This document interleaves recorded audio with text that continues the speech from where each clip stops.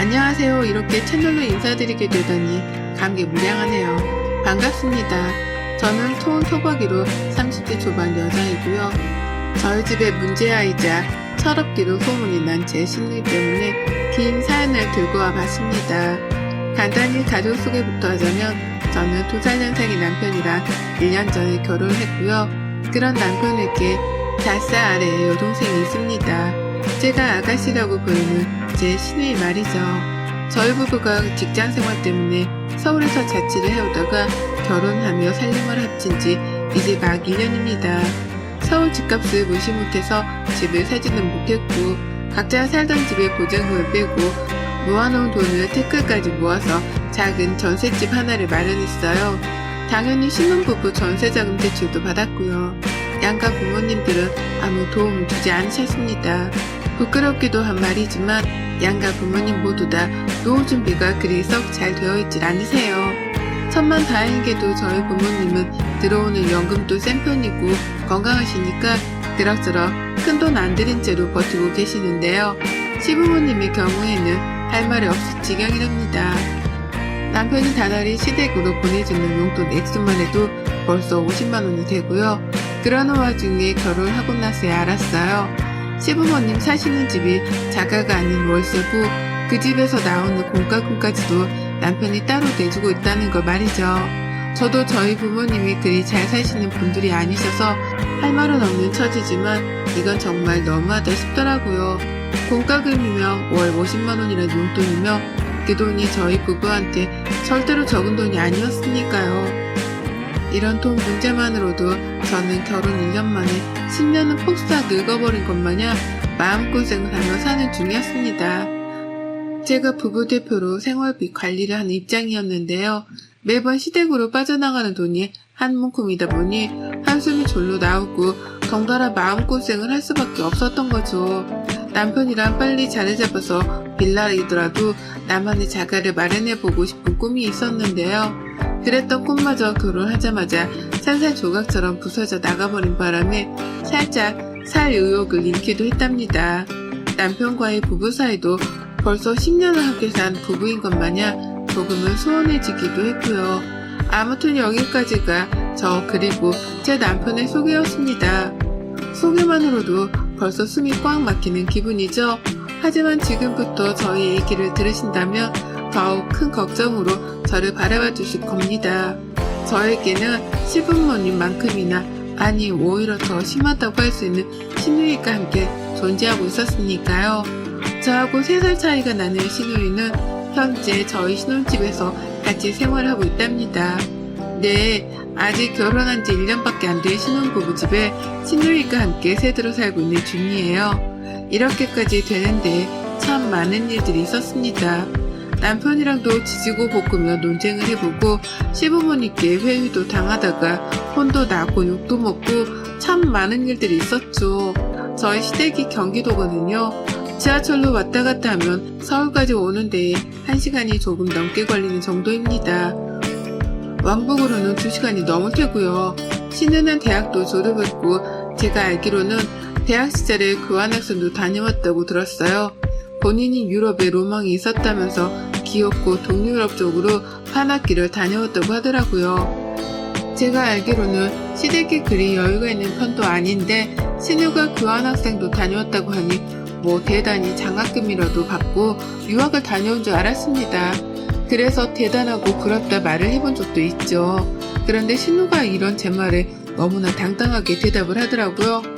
오빠가 보내준 거예요. 우리 오빠 짱! 이라고요. 네, 그때야 저도 알았습니다. 하다하다 우리 남편이 신우의 유럽 여행까지 경비를 대줬다는 걸 말이죠. 들어보니 유럽에 가서는 공부도 거의 안 하고 밖에 나가 술 마시고 친구 사귀기만 급급했던데 그 과정에서 들어가는 용돈은 전부 다 제 남편이 송금까지 해 뒷바라지를 해줬더라고요. 그렇게 오빠 등골을 뽑아 먹었으면 뭐라도 하는 게 있어야 할 텐데 신우는 대학을 졸업하고 한동안 모직 생활을 전전하다가 이제서야 겨우 아르바이트를 시작했답니다. 그것도 서울에서 말이에요. 직장을 서울에서 다니는 거라면 취직이 된 거니까 당연히 서울로 출퇴근을 하는 것에 이해를 했을 겁니다. 요즘같이 취직이 힘든 시기에 당연히 그렇게라도 출퇴근을 하는 게 맞다 생각하는 저였어요. 하지만 신우는 회사가 아닌 아르바이트, 그것도 파트타임으로 일을 하는 아르바이트를 굳이 서울에서 찾아내고는 서울로 출퇴근하기 시작했답니다. 왜냐고요? 중고등학교 동창들이 사는 자기 동네에서는 아르바이트를 하는 모습을 보이고 싶지 않고 들키면 쪽이 팔리니까 싫다고 말이에요. 그래서 최대한 친구들을 만나지 않아도 되는 땅 넓은 서울로 와서는 아르바이트를 하겠다는 거예요. 그래서 월 100만 원도 받지를 못하는 처지면서 교통비 그리고 이동 시간으로만 벌써 2시간을 잡아먹기로 한 거고요. 이것만으로도 제 상식선에서는 이해를 할 수 없었습니다. 취업 준비생이라면 시간이 가장 금 같을 것이고, 그렇다면 더더욱 가까운 동네에서 아르바이트를 하며 취업 준비를 하는데 열을 올려야 하는 게 보통이잖아요. 그런데 우리 아가씨는 죽어도 그렇게는 못한다며 서울행을 고집하더라고요.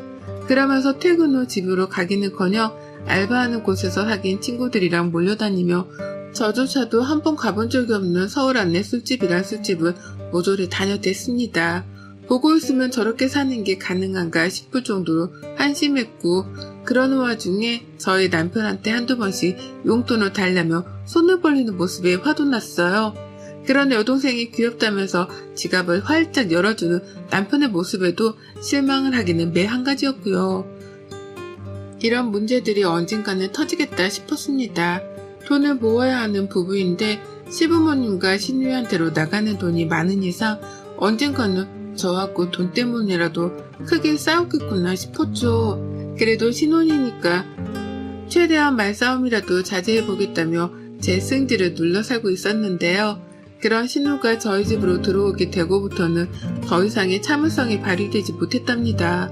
신혼인데 신우이랑 한 집에 살라니요.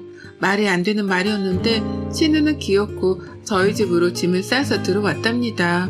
그 이유가 뭔 줄 아세요? 집에서 서울로 알바를 위해 출퇴근을 하는 그 시간이 너무 아까워 죽겠다는 것이었어요.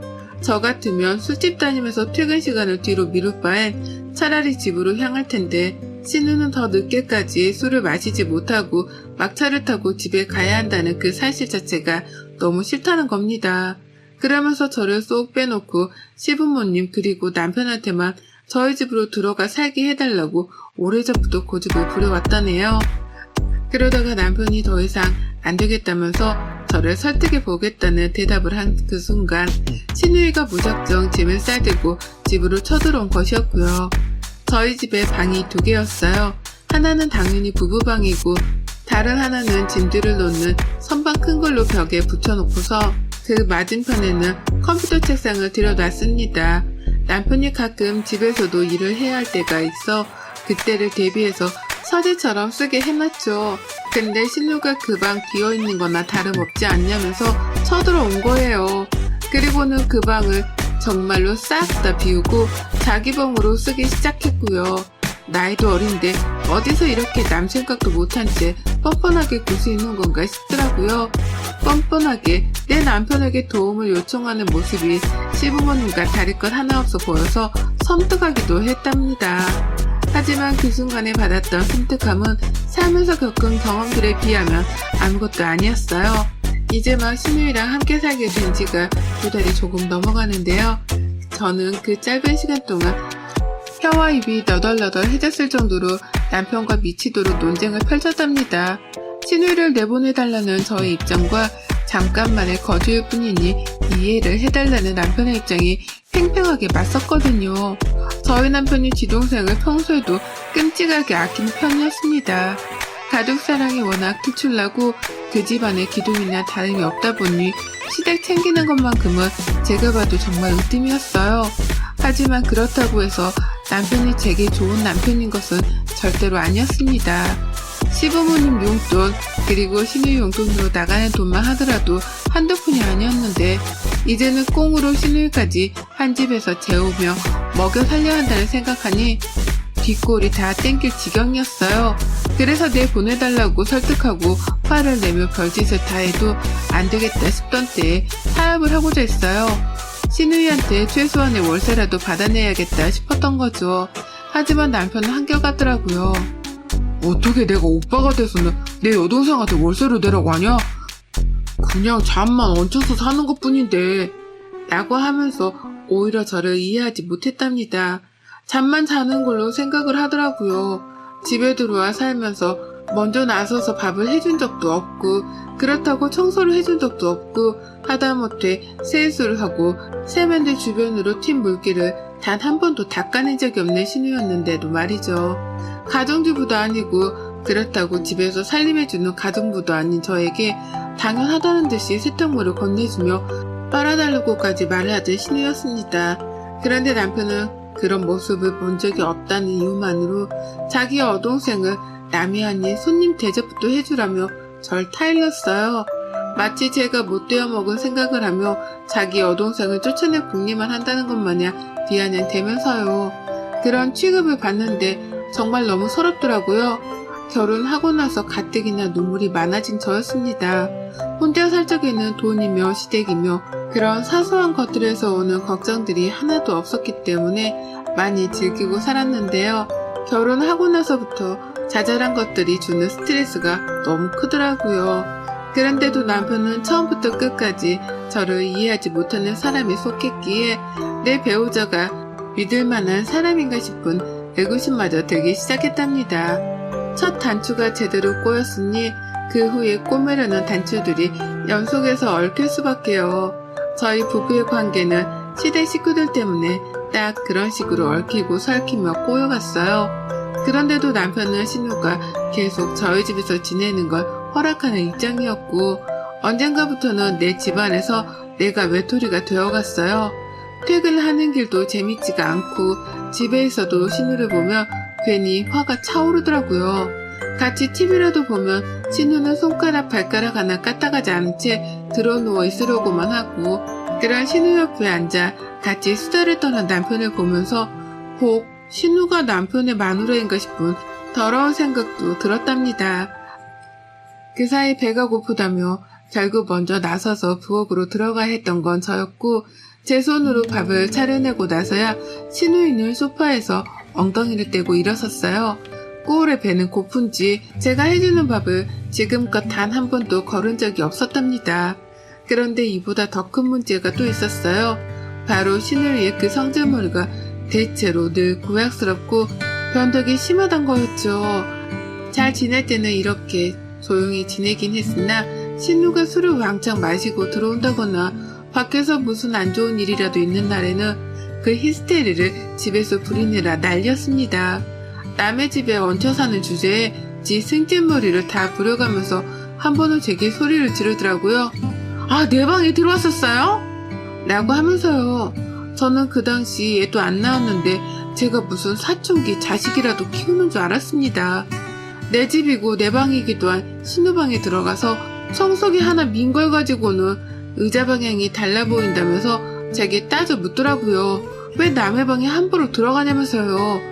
보다 못했는지 남편이 나서더라고요. 소리 그만 지르고 배달 음식 먹고 화 풀라면서 신우를 달래주겠다고 또 돈을 쓰려 했답니다. 그러면 신우는 대화가 안 통한다며 자기 혼자 더 소리를 지르다 획 하고 집을 나가버렸어요. 네, 다 큰 성인이 그냥 그러고 지 혼자 토라져 집을 나가버리는 황당한 상황이 연출된 거죠. 그러면 남편은 그런 신우를 잡겠다고 따라 나섰다가 무시했다가 또 전화를 했다가 결국 용돈을 주겠다는 말을 하고 나서야 신우를 데려올 수 있었답니다. 신우가 용돈을 주겠다는 남편의 말에 화가 풀려서는 집으로 기어 들어왔거든요. 옆에서 이런 남매의 모습을 지켜보며 정말 머리가 빙 도는 줄 알았네요. 뭐 이런 것들이 다 있나 싶어서 말이죠. 내일 모레 서른인 아가씨가 화를 내며 내 집에서 내 집을 뛰쳐나가는 것도 황당해 죽겠는데 그런 신우의 화를 풀어준다며 회유하고 달래다 급기야 용돈을 준다는 말로 회유를 하는 남편이라니. 제가 어디서부터 어디까지 이해를 해야 하나 싶은데 더 화가 났던 것은 바로 그 용돈에 있었어요. 남편이 주겠다고 한 그 용돈을 감히 저희 부부 생활비에서 빼다 준 겁니다. 집이 자가도 아니고 현재 전세자금 대출도 걸려있고 앞으로 가정을 일구려며 모으고 벌어야 할 돈이 산더미 같은데 답도 없는 인생을 사는 신우이의 기분 하나를 풀어주겠다며 우리 생활비를 쪼개다가 가져다 준 거예요. 황당히 말도 안 나오는 이 답답한 상황이 지난 2달이 넘는 시간 동안 무려 4번이나 반복이 되었습니다. 매번 신우이가 화가 난 이유는 달랐었고 대다수는 이미 신우이가 밖에서부터 기분이 나쁜 채로 집에 들어왔을 때 벌어졌어요. 밖에서 화가 나서 집안에서 엄한 사람한테 화풀이를 했던 거죠. 대체로 그 엄한 사람은 저였고요. 그리고 바로 일주일 전 신우가 또 집을 나갔어요. 얘가 글쎄 그동안 남자친구를 사귀었는데 그 남자친구가 알바하는 식당에서 같이 근무를 하던 동료였나 보더라고요. 그런데 그 남자친구랑 싸우는 바람에 같이 일하는 내내 불편하고 속이 뒤집어질 것 같았다는 말을 방 안에서 소리를 지르며 하더라고요. 자기 친구한테 말이죠. 어찌나 소리를 질러대는지 저조차 눈치가 보일 지경이었어요. 그런데 그때 신우가 갑자기 방에서 문을 열고 나왔습니다. 방문 여는 소리가 너무 갑작스러워 제가 부엌에서 뒤돌아 정수기 물을 뜯어 말고 깜짝 놀라서 그만 컵을 떨어뜨리고 말았어요. 물은 사방으로 튀기고 흘렀고 제 양말은 이미 다 젖었답니다. 이 상황에서 여러분들은 어떻게 하실 건가요? 당장에 괜찮냐며 물어봐야 하는 게 먼저이지 않나요? 적어도 우리 남편 때문에 얽힌 가족이라면 말이죠. 그런데 신우는 이렇게 말했답니다. 지금까지 내 얘기 엿듣고 있었어요? 왜 엿들었어요? 집이 코딱지만 해서 아무리 대화가 잘 들린다고 하지만 너무 애위 없는 거 아니에요? 라고요. 그러니까 신우는 지금까지 밖에서 지 남친이랑 싸우고 들어올 때마다 저희한테 화풀이를 하고 집을 나간 것 같은데 생각할수록 분했습니다. 남의 집에 멋대로 쳐들어와 얹혀 사는 걸로도 이미 충분히 화가 날 수밖에 없는 상황이었는데 집주인 눈치를 보며 잘 지낼 생각을 하기는커녕 지 성질을 있는 그대로 표출하다니요. 그것도 아직 다 친하지도 않은 저한테 말입니다. 내가 얼마나 만만했으면 이러나 싶기도 하고 지 오빠를 얼마나 우습게 여기면 오빠가 옆에 있는데도 저한테 소리를 지를 생각을 했을까 싶더군요. 그래서 남편을 쳐다봤어요. 어떻게 반응을 하는지 보려고요. 제 남편은 소리치는 신우를 말리겠다며 바로 저희가 있는 부엌으로 오긴 했습니다. 옆에 와 서 있긴 했어요. 그런데 아무런 말을 하지 않았습니다. 상황을 파악하고 말고 따질 것도 없었는데 그 와중에 신우가 왜 화가 났는지를 파악하겠다면서 팔짱을 끼고 신우 말을 귀 기울여 듣더라고요. 거기에서 제가 1차로 열받았고요. 2번째로는 이내 입을 연 남편의 말 때문이었습니다. 일단 화 풀고 진정하고 오빠한테 말해봐봐. 왜? 뭐가 그렇게 화가 났는데? 오빠한테 말해봐. 오빠가 들어줄게. 라고 티 여동생부터 달래더라고요. 바닥에 흥건한 부엌을 치워줄 생각도 제게 괜찮냐고 한 번쯤 물어봐줄 생각도 안 한 채 말이죠. 그래서 더는 긴 말 하지 않았습니다. 그 자리에서 바로 이렇게 뱉어내고는 짐을 쌌습니다. 니들끼리 잘 살아봐. 나는 너랑 더는 이렇게 못 사니까 이혼할 거고 너는 이 집 당장 빽 가거나 하고 있는 게 좋을 거야. 진짜 뭐 같은 것들이 꼴에 핏줄이라고 챙기고 있네? 라고요. 안방에 들어가 짐가방을 싸는 동안에도 남편은 심각성을 인지하지 못한 채 방으로 따라 들어오지도 않았어요. 그 덕에 저는 방해받지 않고 바로 짐을 쌌고요. 현관까지 무거운 가방을 들고 나서는 저를 보고서야 남편이 여보, 아이 왜 이래 가족들끼리 라며 따라 나오더라고요. 하지만 저는 그런 남편은 쳐다도 보지 않은 채 뒤에서 팔짱을 끼고 서있던 신우한테 고했습니다. 야, 너 내가 이혼해도 그냥 이렇게 집을 나가면서 이혼할 줄 알지? 딱 기다려. 이 이혼은 다 너 때문이고 내가 너한테 유죄로 소송부터 걸면서 이혼할 거니까. 어린 게 귀엽다고 봐주고 있었더니만 어디 감히 집주인한테 주제 파악을 못하고 소리 질러? 내가 네 화풀이 대상이야? 너 딱 기다려. 곧 너한테 소송 걸 테니까. 라고 말이에요. 일부러 겁 좀 먹으라면서 손가락질까지 정확히 해대가면서 신우한테 소송을 걸겠다 통보를 했어요. 그러자 신우가 그제서야 건방지게 끼고 있던 팔짱을 빼내며 제 말에 귀라도 기울이려는 척을 하더라고요. 겁을 먹었던 거죠. 하지만 이미 때는 늦었답니다. 저는 그렇게 집을 나섰고 절대로 남편이 찾아와서 싹싹 빌기 전까지는 신혼집에 들어갈 생각이 없었어요. 당장 갈 곳이 없었으나 급한 대로 아직 결혼하지 않고 사는 싱글 친구 집으로 들어갔고 지금까지 일주일 내내 얹혀 사는 중입니다. 남의 집에 들어와 얹혀 사는 게 결코 편하지 않다는 거 누구보다 제가 잘 아는지라 친구한테는 숙박비라도 두둑하게 챙겨줬어요. 이제 이혼하는 마당에 생활비를 모으면 뭐하겠냐는 생각으로 돈은 아낌없이 지불했습니다. 퇴근하면 밥도 제가 하고 청소도 하면서요. 살만 하더라고요. 내 집이 아닌데도 불구하고 신우가 없다는 생각 그 하나만으로도 너무 날아갈 듯 기뻤어요. 남편은 생각도 안 하고 있었고 진짜로 뱉은 말에 책임이라도 져보자는 생각으로 뒤늦게야 인터넷에 검색을 해가며 소송에 대해 알아가고 있었는데요. 남편이 찾아왔어요. 제가 그 사이에 남편 전화번호도 싹 다 차단을 해버려서는 연락을 아예 안 하고 있었거든요. 저희 친정 부모님께도 그간 있었던 일들을 얘기하며 남편의 연락처는 차단하라 못을 박아둔 바람에 친정하고도 연락이 안 되었을 거고요. 근데 글쎄 남편이 제 친구들까지 수소문을 해서는 용케도 제 친구한테 연락을 했더라고요. 친구는 저한테 먼저 동의를 구하고서 집을 알려줬고요. 일단 남편이 무슨 말을 하는지는 들어보고자 만났습니다. 집 앞에 왔길래 근처 카페로 가서 같이 이혼에 대해 재차 얘기를 나눠보려 했는데요. 남편이 첫 대화를 시작도 하기 전에 자리에서 일어나 제 옆으로 와 무조건 잘못했다며 제게 용서를 구했습니다. 개과천선도 이런 개과천선이 따로 없었네요. 늘 무관심하던 남편이 먼저 사과를 하다니 무슨 일이 있었구나 싶더라고요. 그래서 들어보니 제가 집을 나선 동안 난리도 아니었더라고요. 글쎄 신우가 제 입에서 나온 소송 얘기에 겁을 먹고는 그날 바로 집을 나가버렸다는 거예요.